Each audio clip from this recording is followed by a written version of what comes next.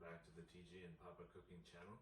And today we're going to be making oven roasted baby back ribs. Okay, so what you're going to need to make barbecue back ribs at home in the oven is a couple of racks of baby back ribs, some barbecue rub, and Stubbs hickory bourbon barbecue sauce. That's what we like to use. I've tried a lot of them and I find those to be the best. So remove the ribs from the packages.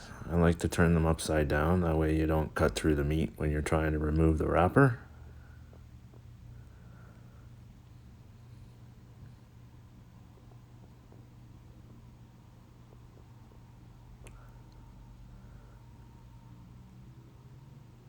And just dispose of the plastic wrap in the garbage.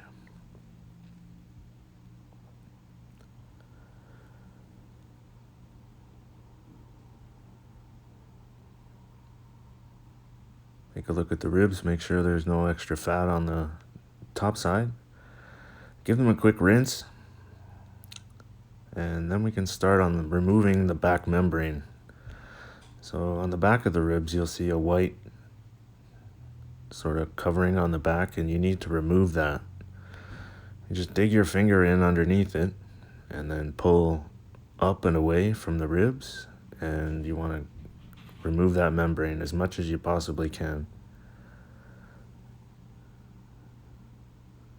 This will make the ribs much more tender after cooking, and people won't have a hard membrane to bite through to enjoy their rib. It may take a few tries to get it all off, but it has to be done.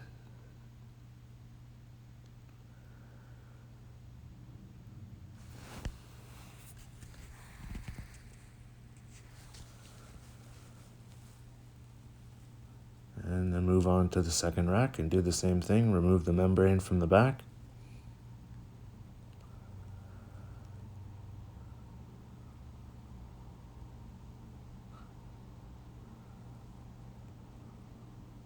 And here we're just working on the second packet of ribs.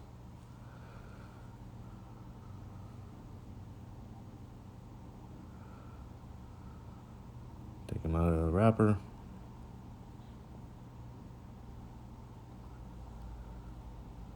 Throw that in the garbage.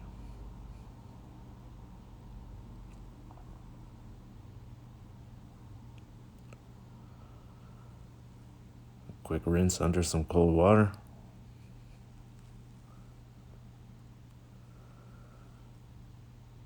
And remove the membrane.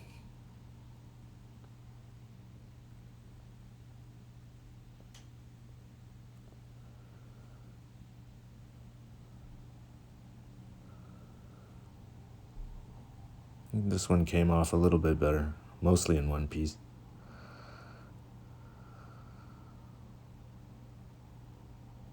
There we go.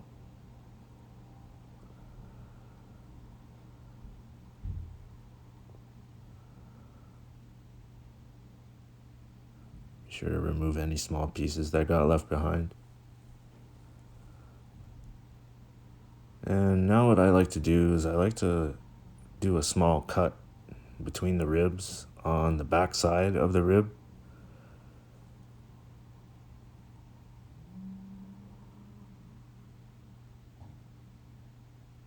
So just work your way across the ribs. Not a deep cut, just enough to break through the skin on the back.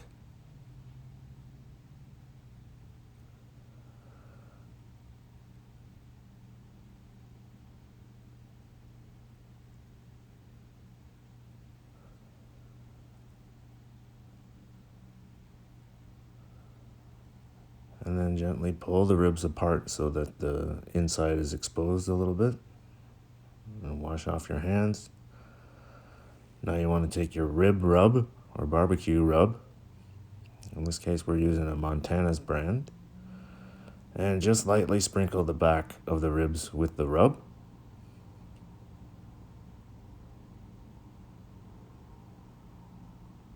Make sure you get all the corners and edges. And then you want to work the rub into the ribs with your hands. making sure that it gets down into those cuts that you just made on the back. Then flip them over and apply a little bit of rub to the top side of the ribs.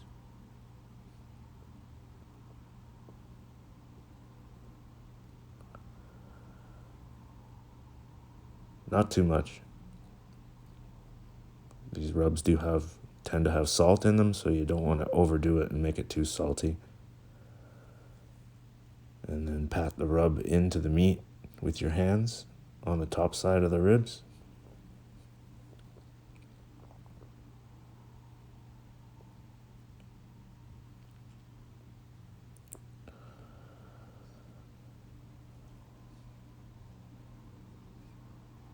And do the same for the second rack.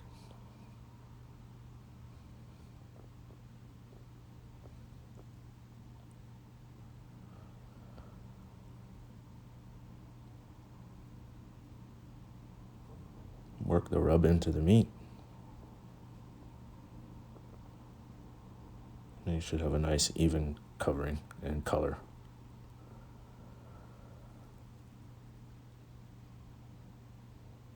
So now it's time to put the ribs into the oven. I place them on a rack inside a baking pan. And you want to heat your oven to about 350 degrees or so. It should look like that. Now you're going to throw them into the oven and bake them for about 45 minutes until they're looking nice and brown.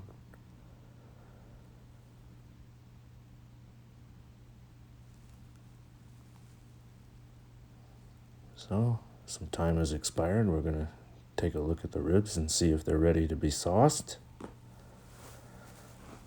Pull them out of the oven here.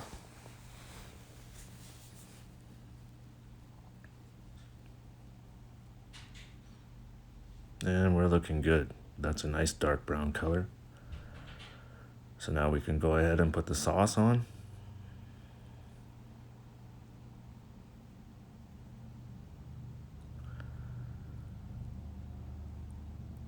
There's our Stubbs Hickory Bourbon Barbecue Sauce. Just going to open that up and apply a nice healthy coating to the top side of the ribs.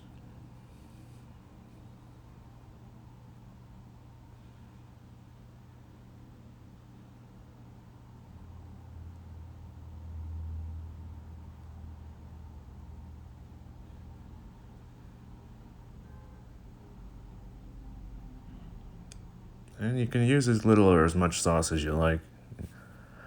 Some people like their ribs to be dripping with sauce, and other people prefer for them to be lightly sauced. So just add as much sauce as you think you like.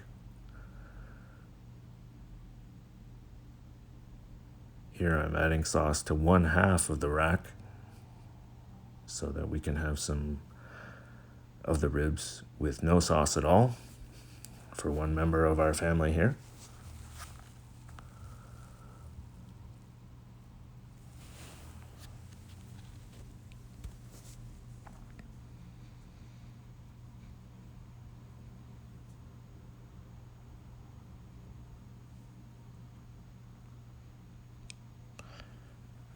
And now we're going to put them back in the oven with the sauce on for another 20 minutes, 25 minutes or so, until the ends start to get burned a little bit, and then you'll know it's time to wrap them, which we're going to do next.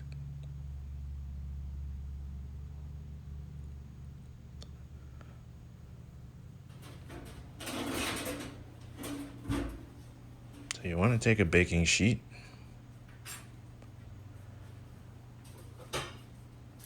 and you want to put some heavy-duty aluminum foil on the baking sheet.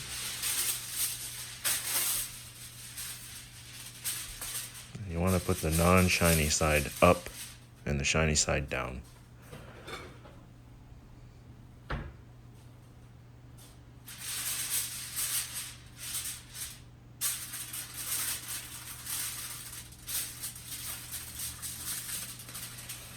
That on the baking sheet and tuck it around the corners so it doesn't slide off.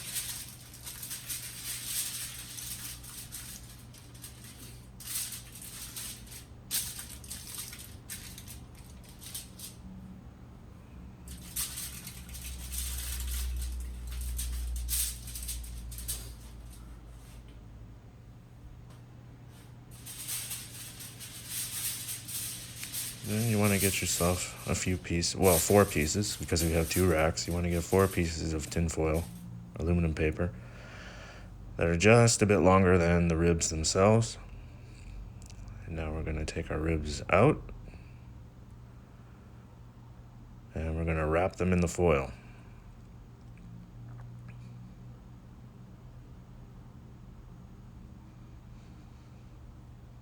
There's how your ribs should look when they're ready to be wrapped.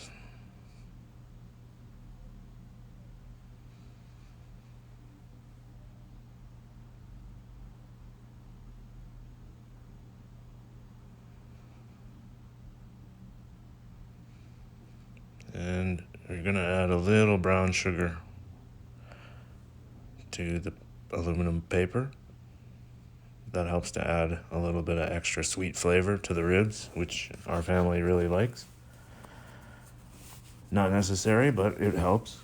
And a little bit of extra sauce on the aluminum paper. And we're going to put the meat side down on this aluminum paper so that the meat part comes into contact with the sauce and the sugar.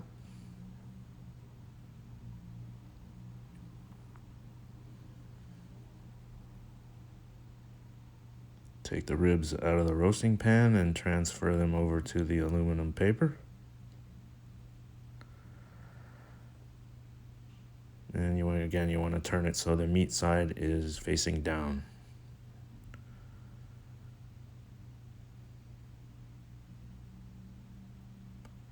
Now you want to add a little bit of extra sauce to the back side of the ribs.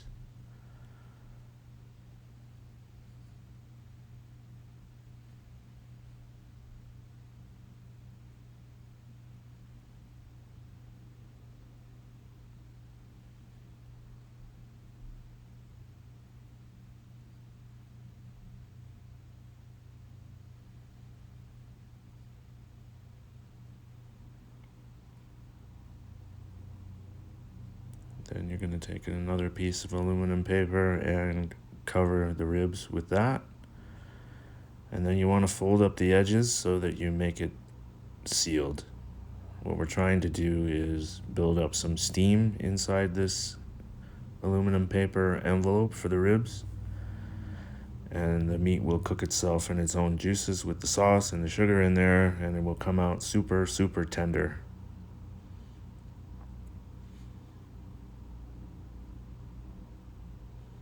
So this can be a little tricky, especially if you don't have an endless supply of aluminum paper. So if your ribs happen to poke through, just grab another piece of aluminum paper and wrap over the hole. So fold those up and place them on the baking sheet. And do the second rack also. Got them in their little aluminum paper homes, and now we're going to put them back in the oven for another half an hour to 40 minutes.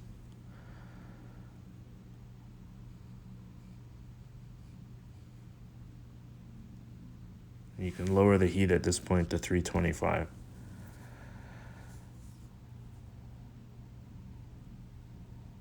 So once that amount of time has gone by, a half an hour or so, you can turn off your oven and take the ribs out.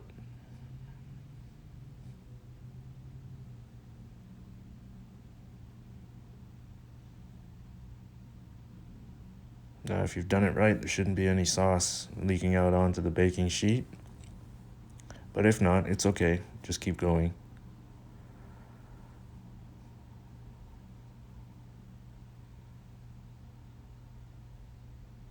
So you're going to unwrap your aluminum foil from the ribs. Now remember, there's steam inside here, so it will be hot. That's why I'm using forks to pull the aluminum paper apart. If you use your fingers, it's going to be very hot, and you do not want to get burned. So separate the aluminum paper and remove one part of it.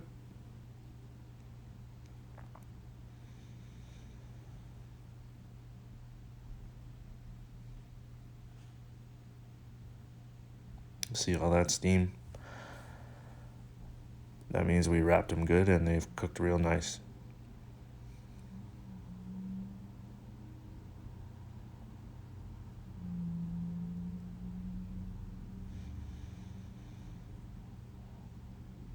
That's what they should look like.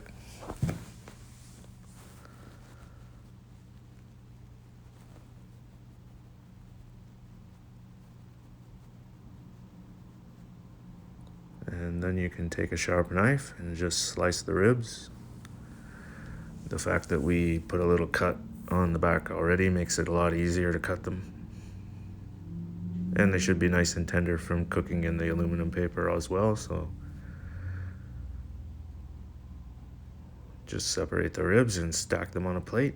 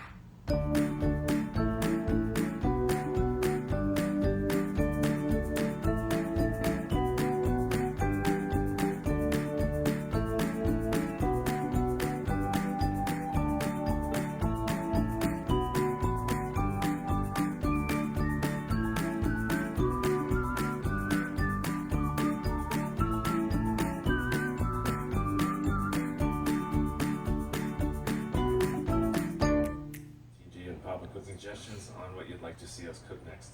Thanks, everybody.